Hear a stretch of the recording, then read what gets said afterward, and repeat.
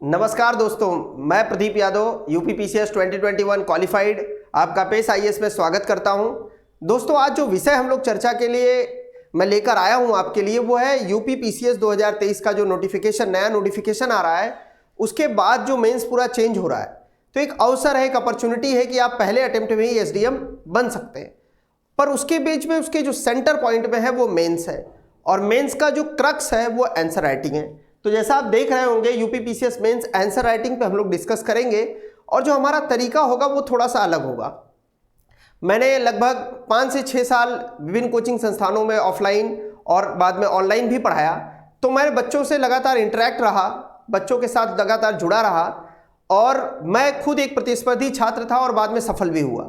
तो मेरे पास दोनों अनुभव है, एज अ टीचर भी अनुभव है और एज अ टीचर अनुभव होने के साथ साथ एज अ स्टूडेंट भी मैंने चीज़ों को क्वालिफाई किया है, उसका भी अनुभव है।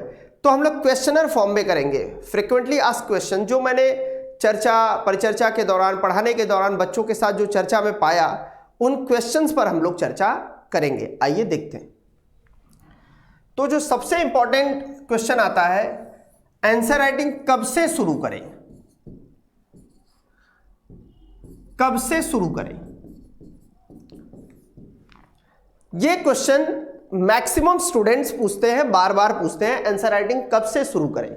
तो देखो, एक डेडलाइन बता पाना बहुत संभव नहीं है, डिपेंड करता है कि आप किस तरह के स्टूडेंट हैं।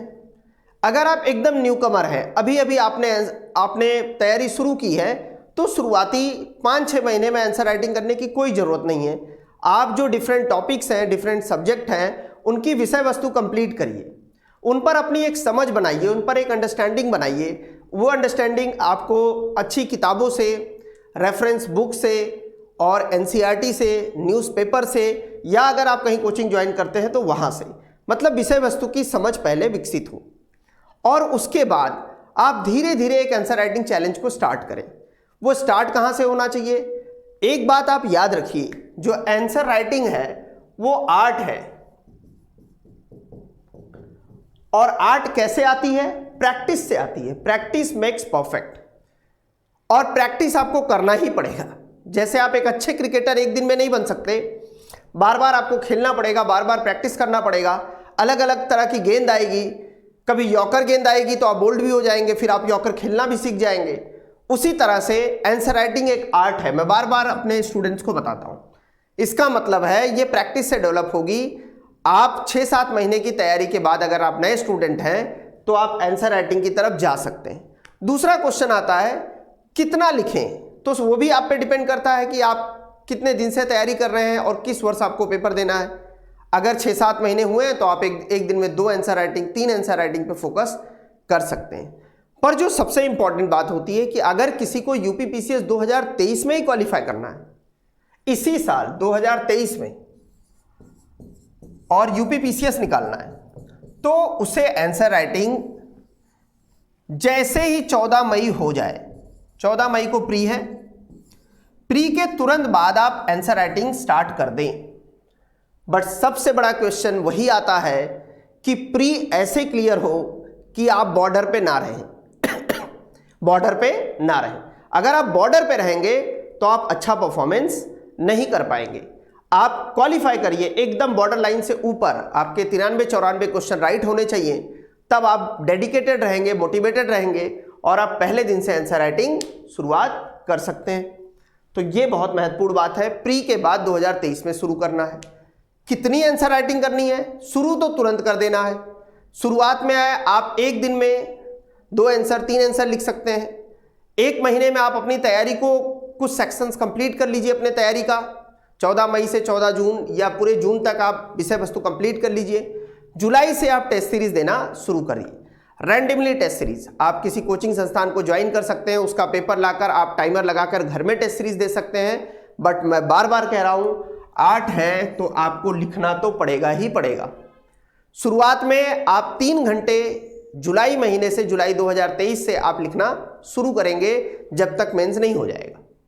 3 घंटे आप हफ्ते में एक बार जरूर फुल लेंथ पेपर दें। 20 क्वेश्चन का पेपर पूरा का पूरा 3 घंटे में, हफ्ते में एक टेस्ट आप जरूर दें। इस बात को आप ध्यान रखें। दूसरा होता है, आप इस प्रैक्टिस को करते रहें।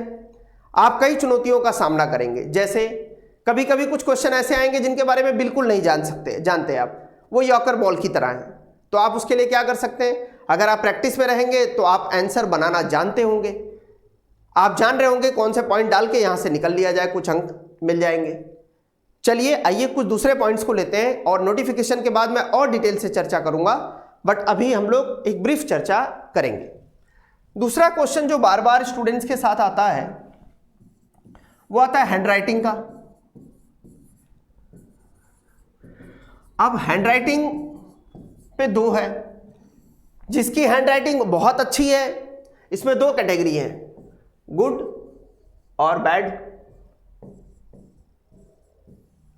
जिसकी हैंडराइटिंग अच्छी है उसे वेटेज मिलता है।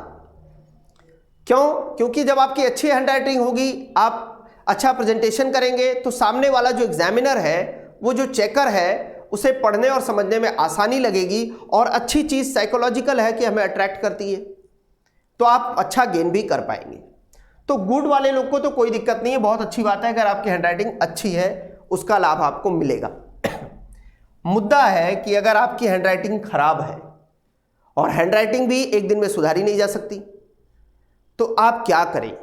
तो आपको अपने हैंडराइटिंग पे थोड़ा सा काम करना पड़ेगा। पहला काम आप क्या करेंगे, आप कुछ लिखना शुरू करेंगे। तो शुरुआत में देखेंगे आपकी आंसर राइटिंग बहुत खराब होगी, इधर उधर भागेगा, ऊपर नीचे भागेगा, अच्छा नहीं आएगा, बट धीरे धीरे इंप्रूवमेंट होगा। आपको क्या ध्यान देना है, स्पेसिंग बढ़ा देनी है, शब्द के बीच गैप बढ़ा देना है। इसका मतलब है कि हम अपनी हैंडराइटिंग को बहुत नहीं सुधार सकते, बट हम अपने प्रेजेंटेशन को बहुत सुधार सकते हैं।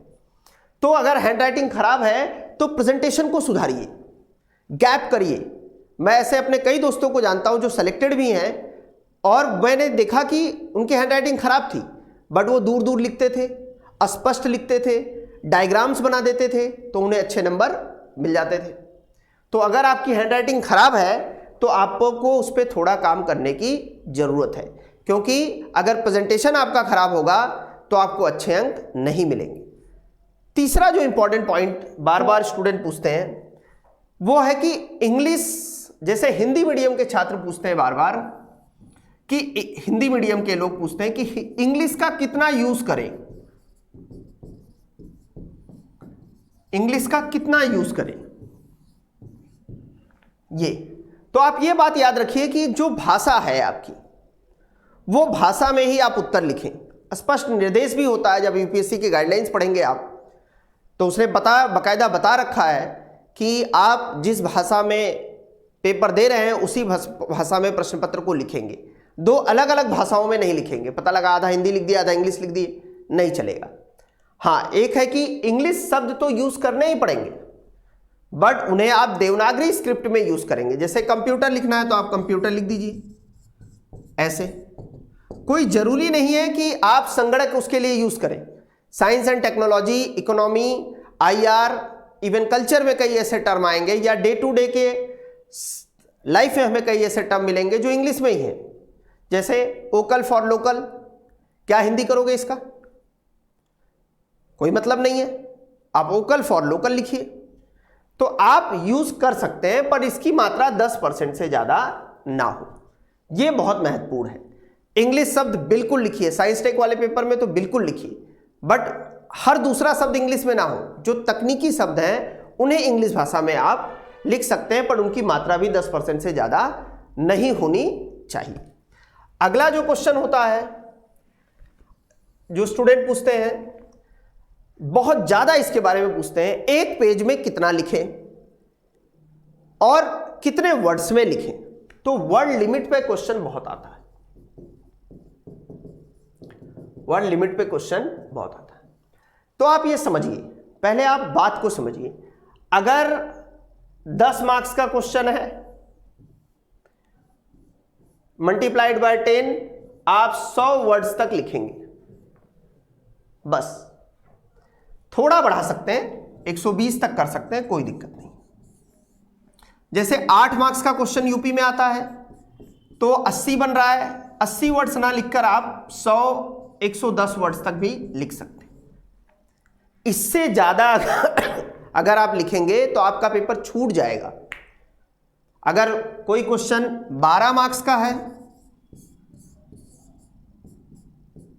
तो लगभग आप 150 शब्द लिखेंगे। डिपेंड करता है, इसमें कुछ फैक्टर और हैं। अगर डिपेंड करता है आपकी स्पीड बहुत तेज है तो आप थोड़े वर्ड्स बढ़ा भी सकते हैं, कोई जरूरी नहीं है कि 110 ही लिखें, 120 भी लिख सकते हैं। बट एक चीज याद रखना है, टाइमर लगाकर लिखना है। 8 नंबर के शब्द को, 8 नंबर का अगर कोई क्वेश्चन है तो उसे 6 से 7 मिनट में कंप्लीट कर ही देना है।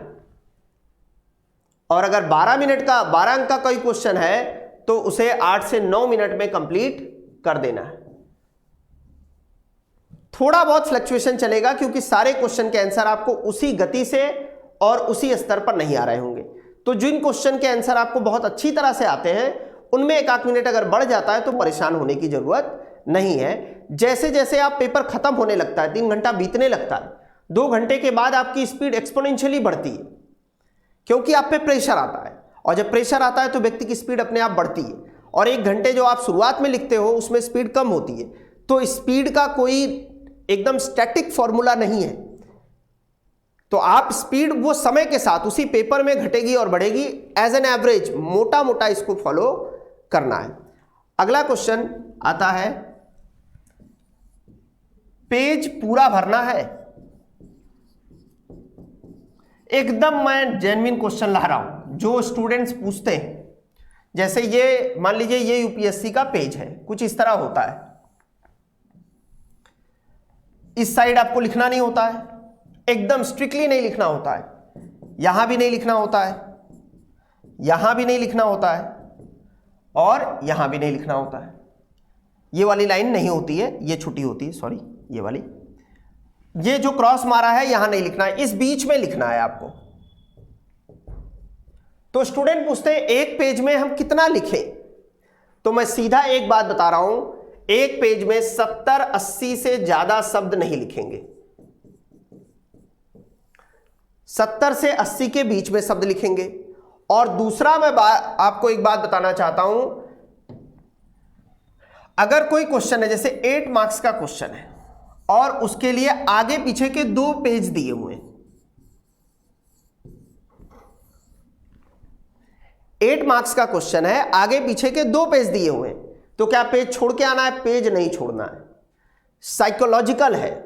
अगर आपने पेज छोड़ा तो आपके अंक कम हो सकते हैं। अब आपको क्या करना है? बड़ा करना है, फोंट को बड़ा करना है। थोड़ा बड़ा बड़ा लिखिए, गैप करके लिखिए।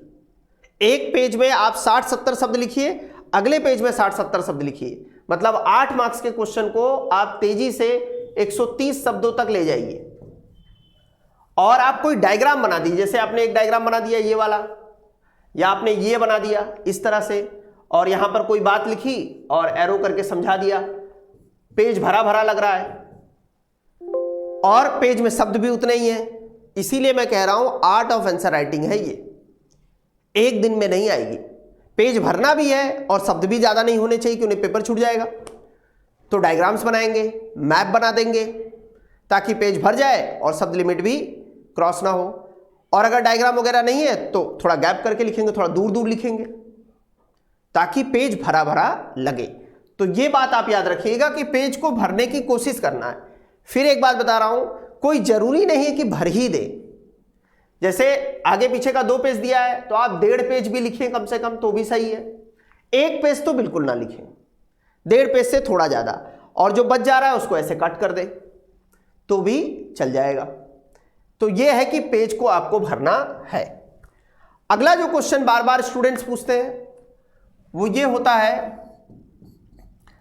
आंसर का इंट्रोडक्शन कैसे लिखें?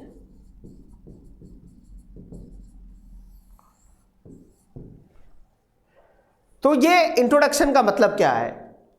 पूछे गए विषय वस्तु की बात की कोई आप इंट्रो करिए, उसके बारे में बताइए। जैसे पूछ ले भारत गरीबी सूचकांक में लगातार नीचे जा रहा है या भुखमरी सूचकांक में लगातार उसका प्रदर्शन खराब है, इस पर विस्तार से चर्चा करें। अब आप पहले ही लाइन में लिख देंगे, आप स्वीकार भी कर लेंगे कि भारत का भुखमरी सूचकांक में खराब प्रदर्शन है, तो ये अच्छे ब्यूरोक्रेट की आंसर राइटिंग नहीं है। एक ब्यूरोक्रेट से क्या उम्मीद होती है? आशावादी हो, पॉजिटिव हो। तो इंट्रोडक्शन कुछ ऐसा लिखें कि वो उसको आकर्षित करे एग्जामिनर को। जैसे आप कंपैरेटिव कर सकते हैं, भारत एक विशाल जनसंख्या वाला देश है, अगर हम उसकी जनसंख्या की तुलना में उसके गरीबी और भुखमरी को देखें तो जो डाटा आता है वो उसके साथ पूर्णतः न्याय नहीं कर पाता। इस तरह से आप कुछ सोच सकते हैं। और भारतीय भुखमरी सूचकांक में भारत की ये रैंक है, फिर आप पूरा इंट्रोडक्शन और फिर वो कंक्लूजन। इसका मतलब है इंट्रोडक्शन जो लिखना है वो 40-50 शब्द से ज्यादा नहीं होना चाहिए, इवन कम में हो, क्रिस्पी हो, बहुत ही सधा हुआ हो। और सेम कंक्लूजन, जो कंक्लूजन हो वो भी बहुत ज्यादा सधा हुआ हो और फ्यूचर ओरिएंटेड हो। इन बातों का भी आप ध्यान रखेंगे। अब चूंकि एक क्लास में ये पॉसिबल नहीं है कि इंट्रोडक्शन और कंक्लूजन कैसे लिखें, तो किसी दिन मैं आंसर कॉपी लेकर आऊंगा और हम लोग डिटेल से इस पर चर्चा करेंगे, क्वेश्चंस भी लेकर आऊंगा, उसको ब्रेक कराऊंगा, तो आप चीजों को समझ पाएंगे। तो ये बात याद रखिएगा। अभी हम लोग इसको यहीं रोकते हैं, अगला क्वेश्चन लेते हैं। अगला क्वेश्चन जो बहुत महत्वपूर्ण होता है, 20 क्वेश्चन समय सीमा में कैसे लिखें, कैसे लिखें। कई स्टूडेंट मिलते हैं, सर पेपर छूट गया, आ रहा था पेपर छूट गया, याद नहीं आया, जो लिखना था वो नहीं लिखे, जो नहीं लिखना था वो लिख दिए। ये सबके साथ प्रॉब्लम होती है। जिस साल मेरा सिलेक्शन हुआ, आकर बाहर लगता था कि यार लिखना कुछ और था, लिख कुछ और दिए। ये होगा, जिससे अगर आप बचना चाहते हो तो एक चीज आपको करनी पड़ेगी, जो मैंने अनुभव से सीखा। आप जितना ज्यादा आंसर राइटिंग करेंगे उतना क्या होता है आपको, आप ये मत सोचिएगा जब एग्जाम में आप एग्जाम हॉल में पेपर लिख रहे होते हैं तो आपका दिमाग नहीं चलता, हाथ चलता है। हाथ अगर तेज चल रहा है तो ठीक है, दिमाग उमाग में बहुत कुछ याद नहीं आता वहां। तो ज्यादा लिखे रहेंगे तो ज्यादा तेजी से याद आएगा, इस बात को याद रखें। अब समय सीमा में कैसे लिखें, 20 क्वेश्चन है तो आप उसको 2 पार्ट में डिवाइड करें। ऐसे क्वेश्चंस की पहचान करें जो आपको बहुत अच्छी तरह आता है, मतलब जिनमें आपकी कंडीशन गुड है, और एक होगा बैड, जिनमें आपकी कंडीशन बैड होगी, और कुछ होंगे जिनमें आपको एवरेज आता होगा। 3 कैटेगरी के क्वेश्चन है। और क्वेश्चन होता है, उसके बाद स्पेस होता है, फिर अगला क्वेश्चन होता है, स्पेस होता है, उसी स्पेस में लिखना होता है, कोई दिक्कत नहीं है। आप पहले क्वेश्चन पेपर में मार्क करिए कि आपको कौन से क्वेश्चन अच्छी तरह से आते हैं। जो अच्छी तरह से आते हैं उनको आप पहले लिख लीजिए, पहले 1.5 घंटे में उनको निपटा लीजिए।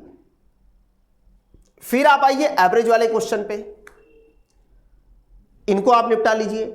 लास्ट में जो आपको नहीं आता है, उसमें जो भी आपका सबकॉन्शियस मेमोरी में है, जो भी आपने आर्ट से आंसर राइटिंग से सीखा है, जो भी लपेटना उपटना आपको आता है, उसको लिखिए। अगर आप कुछ भी जरा भी जानते हैं तो आप छोड़कर बताइए, कुछ डायग्राम बना दीजिए, कुछ ग्राफ बना दीजिए, कुछ उसके बारे में लिख दीजिए। अगर आप एकदम कोई तकनीकी क्वेश्चन आ गया जिसके बारे में कुछ भी नहीं जानते हैं, तब तो छोड़ना ही पड़ेगा, कोई विकल्प नहीं है। पर कोशिश करिए कि कोई क्वेश्चन ना छूटे। दूसरी बात जो आपको याद करना है, क्वेश्चन पेपर तभी समय सीमा में कंप्लीट होगा जब आप एकदम टाइमर लगा के करेंगे, आप शब्द सीमा का पालन करेंगे, आप शब्द सीमा को क्रॉस नहीं करेंगे। होता क्या है, जो हमें अच्छी तरह आता है उसमें हम बहुत ज्यादा शब्द लिखने लगते हैं। नहीं, control your emotion, control your limit. आप एकदम लिमिट होकर लिखें, स्ट्रिक्ट होकर लिखें, किसी में बहुत ज्यादा ना लिखें, किसी में बहुत कम ना लिखें, वर्ड लिमिट को फॉलो करें। क्वेश्चन जितना पूछा है उतना ही लिखें, अनवांटेड चीजें ना लिखें। जितना ज्यादा आप क्वेश्चन के क्लोज होकर लिखेंगे उतने अच्छे अंक आपके आएंगे। क्वेश्चन से जितना दूर जाएंगे उतने कम अंक आएंगे, चाहे आप कितना लिख लीजिए। इसका मतलब अगर जो पूछा है आपका नाम क्या है तो नाम ही बताइए, बहुत इधर उधर की बातें करने से कोई मतलब नहीं है। तो इसका अगर आपको समयबद्ध रूप से पूरा करना है तो क्वेश्चन पर कमांड बनाइए। और answer writing practice makes perfect. Practice जितनी ज्यादा होगी उतना आप उसे घंटे में पूरा कर पाएंगे। इसी के साथ हम लोग ये मेंस की आंसर राइटिंग वाला सेशन समाप्त करते हैं। फिर से मैं एक बार डिटेल नोटिफिकेशन आ जाने दीजिए, फिर मैं क्वेश्चन पेपर भी लेकर आऊंगा प्रीवियस ईयर के, और उस पर हम लोग डिटेल से डिस्कशन करेंगे कि किन बातों को और ध्यान दिया जा सकता है। आज की ये कक्षा हम लोग यहीं समाप्त करते हैं। धन्यवाद।